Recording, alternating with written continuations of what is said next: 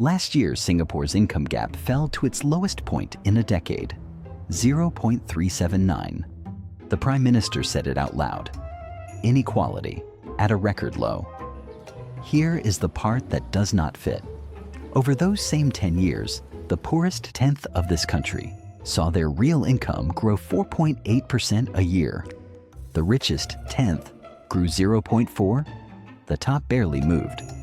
On paper, Singapore counts wealth the way most countries count it, by what lands in a payslip. And at a certain height in this city, money stops arriving as a payslip. There are 6 levels of wealth in Singapore. The government publishes numbers on 5 of them.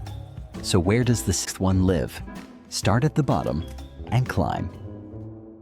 You can place almost anyone in this country using 3 things. The first is the flat.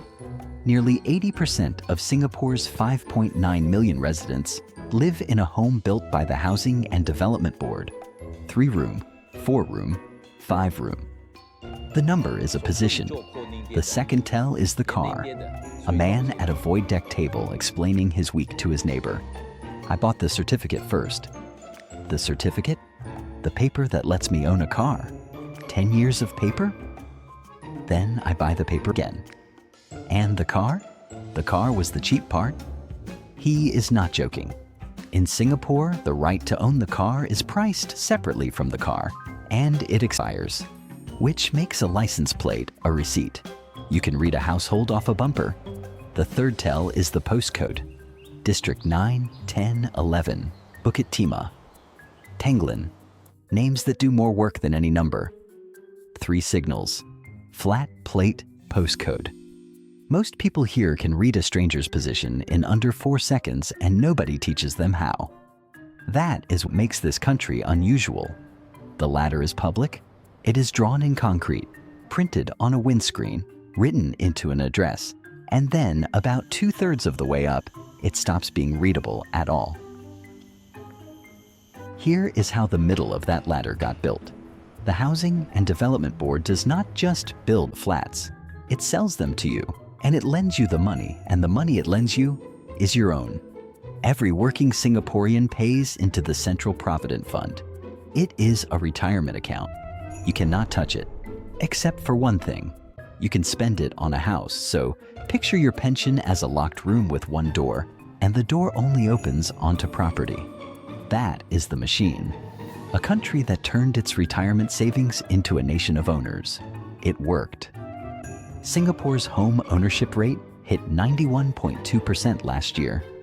Nearly everyone here owns the roof over their head in a city with almost no land. And the incomes moved too. Median household income reached $12,446 a month in 2025. 10 years earlier, it was $8,839, 40% in a decade. Now look at who gained. Bottom 10th, 4.8% a year. Middle, 3%. Top 10th, 0.4%. By the official record, the poorest households in Singapore are catching up with the richest, and they have been for 10 years straight. Hold on to that sentence. We are about to climb 3 more rungs. And somewhere on the way up, the official record is going to stop describing what we are looking at. Above the flats, the private condominium. Glass, pool deck, a gym nobody uses at 7 in the morning. Above that, landed property. A house that touches the ground in a country that has run out of ground. And then there is the last rung. And it is not really a house, it is a category. In 1980, the Urban Redevelopment Authority drew lines around 39 parts of Singapore and gazetted them.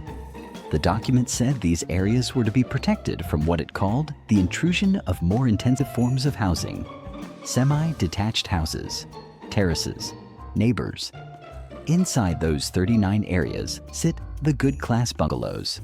To be one, a property needs at least 1,400 square meters of land, 18.5 meters wide, 30 meters deep.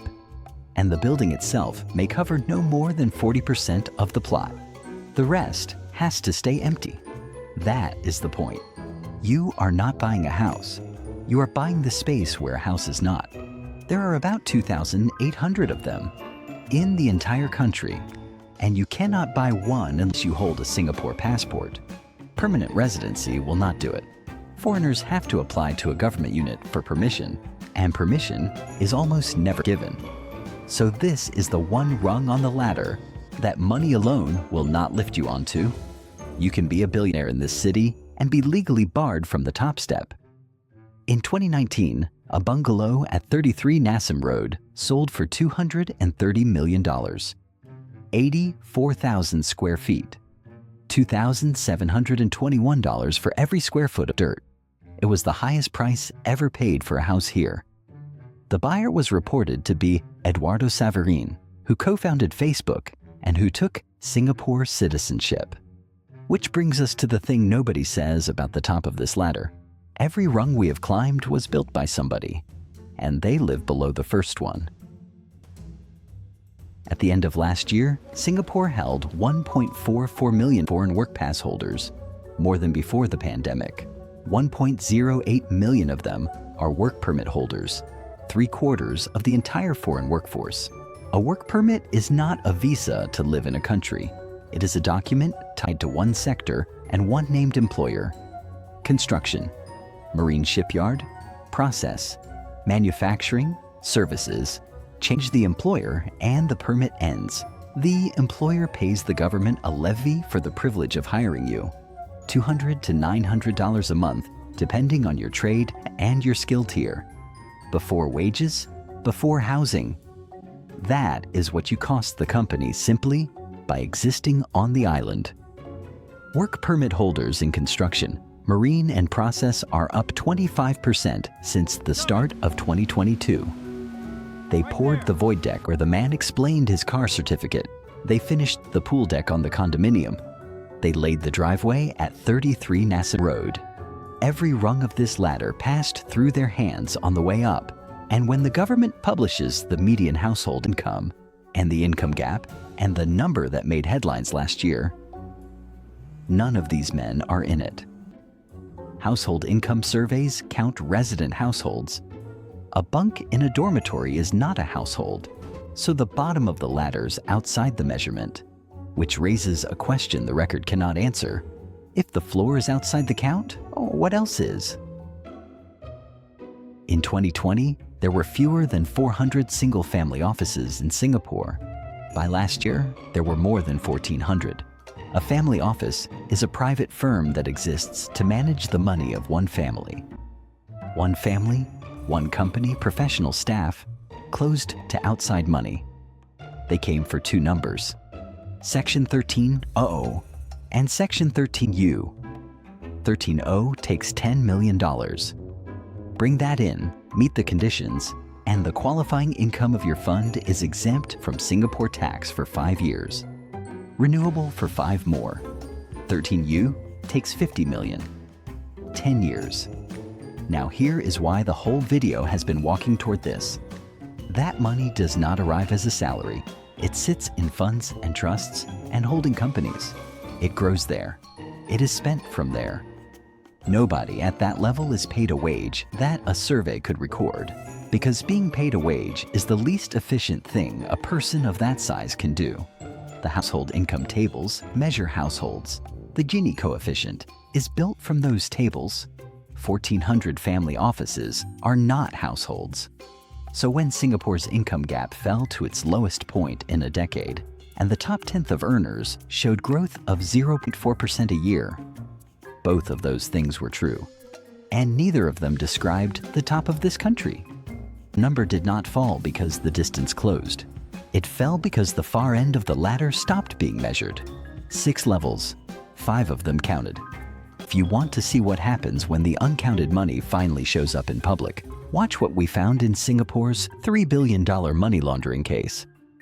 The houses in that story were on Rung 5.